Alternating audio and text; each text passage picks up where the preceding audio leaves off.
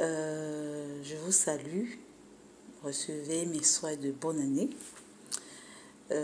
Bon, j'ai mis une petite annonce au départ.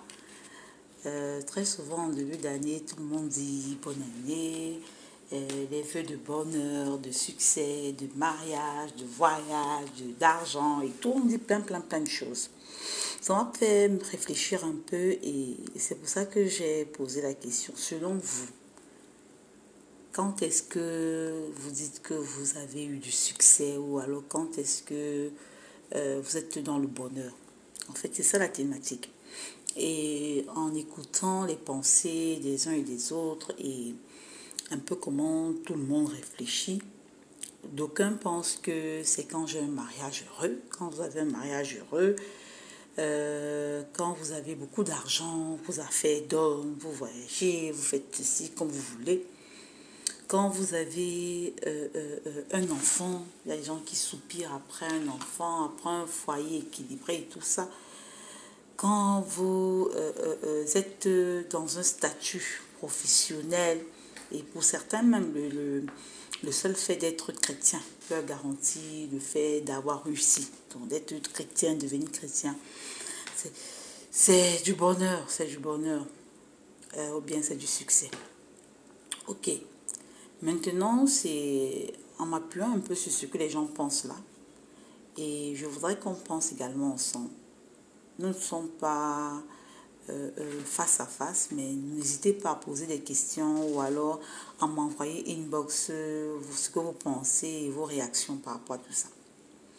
Ce que je veux dire ici, c'est que quand vous pensez par exemple que le mariage, l'argent, devenir parent, voyager, ce sont les éléments qu'il vous faut pour réussir ou alors pour être dans le bonheur, vous allez agir en conséquence. Ce qui va se passer, c'est que vous allez commencer à vous compromettre. Vous pouvez mentir facilement pour avoir l'argent ou alors vous pouvez tricher, vous pouvez voler, vous pouvez forniquer parce que vous êtes tellement sûr qu'il faut absolument le mariage, n'est-ce pas? Vous pouvez forniquer, vous retrouver dans l'adultère parce que le premier mariage n'a pas bien donné, il faut trouver un autre mariage. Il faut absolument un mariage qui donne. Vous pouvez vous retrouver dans l'adultère. Vous pouvez vous dénuder, n'est-ce pas? C'est-à-dire que les jeunes filles vivent beaucoup ça. C'est-à-dire que tellement elle est sûre qu'il faut qu'elle ait le mariage pour réussir, il y a un genre de mariage, elle pourra se dénuder en disant que bon, celui qui va me voir, je vais frapper à son œil et puis il va vouloir m'épouser. Et vous pouvez tellement vouloir aussi l'argent que vous acceptez beaucoup de faux. Vous pouvez vous taire, n'est-ce pas, en acceptant ce qui n'est pas correct. C'est-à-dire que quelqu'un qui se prostitue, par exemple, peut être la personne qui vous aide ou bien être la personne qui vous donne de l'argent, ou bien alors quelqu'un qui vole ou qui détourne l'argent. Finalement, vous, à cause du fait que pour vous, l'argent, c'est le signe du bonheur, du succès, de l'épanouissement, vous vous taisez, vous acceptez le faux, vous vous compromettez. Ce que chacun doit comprendre, c'est que ces éléments-là, quand vous posez certaines choses comme les éléments du succès, et que pour vous, il faut atteindre absolument ces choses-là, ces choses deviennent des idoles dans votre vie. Et je vais même prendre le cas de certains qui pensent que juste être chrétien, c'est le succès. Ça fait en sorte que pour eux, c'est juste appartenir au ce qu'on appelle chrétien là qui est important. Ils vont s'arranger à être dans un mouvement ou dans une église pour porter ce titre tout simplement. Mais ils ne vont pas vouloir le refléter dans l'œuvre. C'est-à-dire que ça devient une idole qu'on vénère. Même si on ne le dit pas, on ne va pas venir dire que moi l'idole c'est que je sais que je suis chrétien. Mais ça devient une idole dans votre vie parce que vous agissez en conséquence. Vous agissez pour ce que vous recherchez. Vous recherchez un statut. Vous faites des choses pour ce statut. Vous recherchez certaines choses et vous faites des choses, vous vous compromettez, vous faites des choses pas toujours correctes.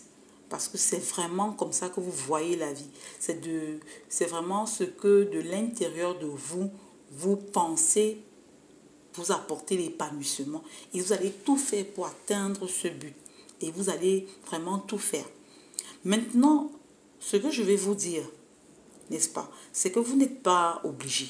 Vous n'êtes pas du tout obligé de continuer dans cette même lancée parce que en agissant ainsi, cela vous garantit certainement la souffrance.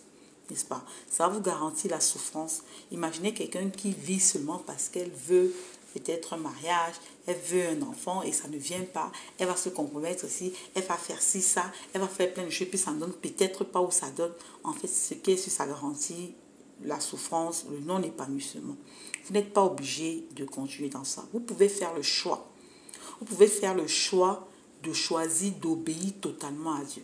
Et que votre succès, c'est d'être le genre de personne qui est en train de faire ce que Dieu veut, quand Dieu veut, au moment où Dieu veut, avec les personnes que Dieu a choisi de le faire.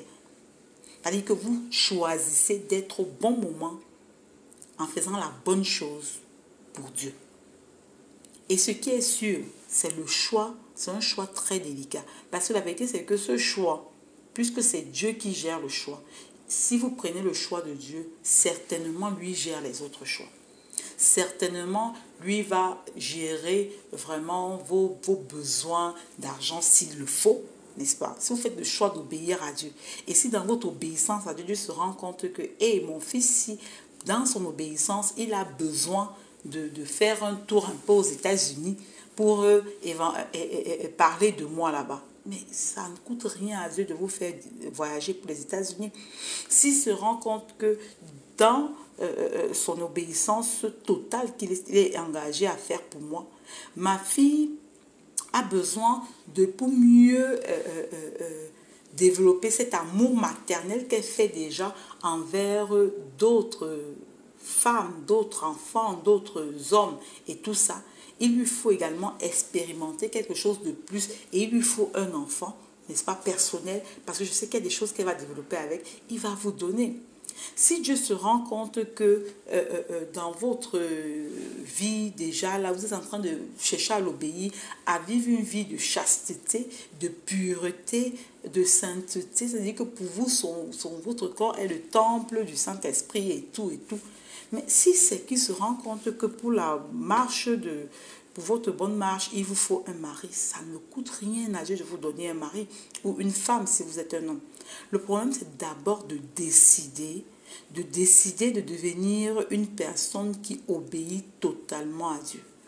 Et ce qui est sûr, c'est que ce n'est même pas par vos forces que vous allez le faire. Dieu écoute un cœur qu'il veut, n'est-ce pas? Et puis maintenant, la Bible nous fait comprendre qu'il soutient ceux qui ont le cœur tout entier pour l'obéir. Donc c'est Dieu qui va encore faire en sorte que vous accomplissiez vraiment cette décision-là de lui obéir totalement. Mais il faut décider. Ça veut dire donc que, qu'est-ce que vous allez faire? Vous allez faire le choix, par exemple, de remplacer la corruption, la compromission, le mensonge, la tricherie, le vol, la fornication, l'adultère, se taire, faire le faux. Vous allez remplacer tout cela par des valeurs qui viennent de Dieu. Vous allez décider, par exemple, de vivre dans la vérité, de vivre dans la chasteté, de faire des efforts qu'il faut, de dénoncer le péché quand il le faut, d'être fidèle à son conjoint, n'est-ce pas? D'être quelqu'un qui annonce l'évangile de Jésus, d'être quelqu'un qui ne se tait pas face au faux, qui dénonce le faux, d'être quelqu'un qui exhorte d'autres personnes à marcher dans la vérité. Alors que vous devenez un genre de personne, vous décidez de le faire, ce que vous décidez de faire, n'est-ce pas? C'est une décision d'avoir avant d'être quelque chose que vous allez commencer à faire. Mais maintenant, comment c'est possible? Vous allez certainement me dire que, c'était moi depuis très longtemps, je vis dans ce faux. Moi, si j'arrête le faux, comment je vais manger? Moi, c'est dans mes relations de fornication et tout que j'ai de quoi me nourrir. Comment je vais me marier si tous les hommes, je suis à distance avec eux et tout? On se pose plein de questions. Ou bien alors quelqu'un peut se dire encore que comment je vais faire si ma femme m'a quitté? Est-ce que je vais rester fidèle à une femme qui m'a quitté? Vous pouvez vous poser plein de questions. Ce que je veux vous dire en ce début de janvier, c'est que c'est possible en Jésus. C'est possible en Jésus parce qu'il nous dit... C'est possible en Jésus. C'est possible en Jésus. Dans Hébreux 10, 14, la Bible nous dit, par une seule offrande, il a amené à la perfection pour toujours ceux qui sont sanctifiés. Par l'offrande de qui? De Jésus à la croix. Il nous amène à quoi? À la perfection. C'est-à-dire que même si ce genre de péché que tu commettais, c'était de manger les bébés avec ta bouche. C'est pas par son offrande à la croix, pour celui qui croit, pour celui qui est engagé à lui obéir totalement. Il t'enlève de cette noirceur où tu étais et il te positionne dans sa parfaite lumière. Et il se met à te piloter chaque jour pour que de plus en plus tu le ressembles davantage. Donc ça veut dire que tu dois sonder ton cœur. Si réellement tu as une relation personnelle avec Jésus et si réellement tu as décidé de lui obéir totalement. Si ce n'est pas le cas, je te conseillerais de me prendre inbox après, on pourra en reparler. Si c'est que tu te poses des questions, tu as besoin de plus d'éclairage également, on pourra en reparler.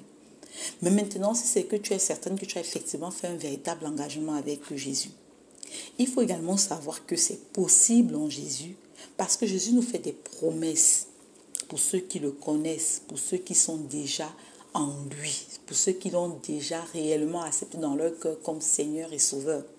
Il nous dit par exemple dans Matthieu 6, 33 que cherchez premièrement le royaume des cieux et sa justice et toutes ces choses vous seront données par-dessus. C'est-à-dire que la Bible nous fait comprendre qu'il y a des choses que tu dois mettre en avant. Qu'est-ce que tu dois mettre en avant? Ce qui est de Dieu, son royaume et sa justice. Tu dois rechercher sa vérité. Tu dois rechercher sa transparence. Tu dois rechercher en fait ce que Dieu aurait fait à ce moment-là.